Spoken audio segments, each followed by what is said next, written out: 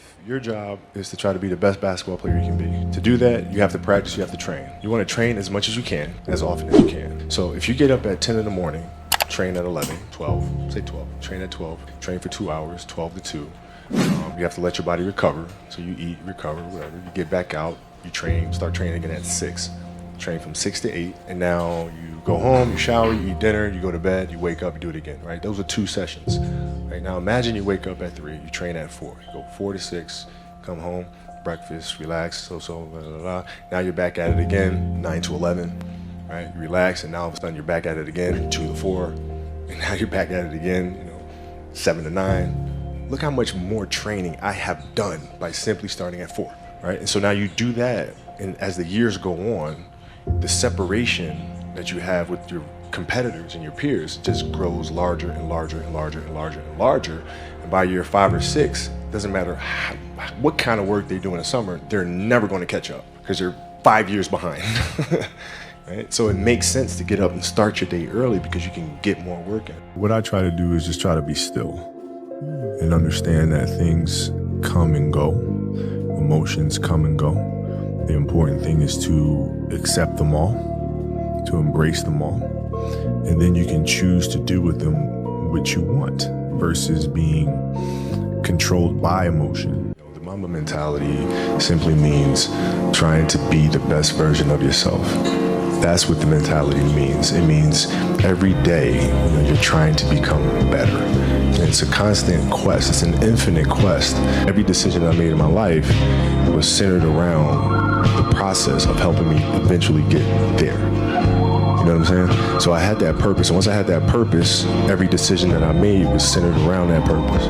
Those times when you get up early and you work hard, those times when you stay up late and you work hard, those times when you don't feel like working, you're too tired, you don't want to push yourself, but you do it anyway. That is actually the dream. That's the dream. It's not the destination, it's the journey.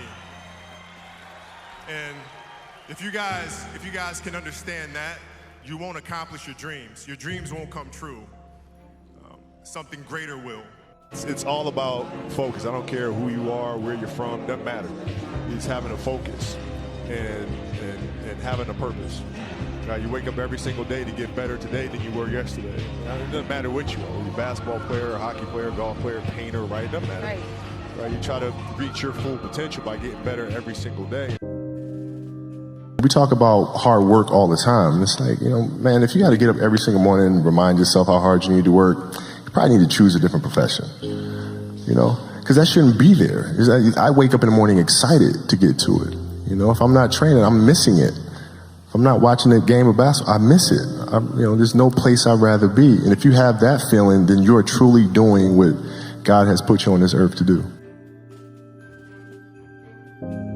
There's a quote from one of my English teachers at Lower Merion named Mr. Fisk. He had a great quote that said, "Rest at the end, not in the middle." And that's something I always live by. I'm not going to rest. I'm going to keep on pushing now. There are a lot of answers that I don't have, even questions that I don't have. But I'm just going to keep going. I'm just going to keep going, and I'll figure these things out as we go, right? And you just continue to build that way.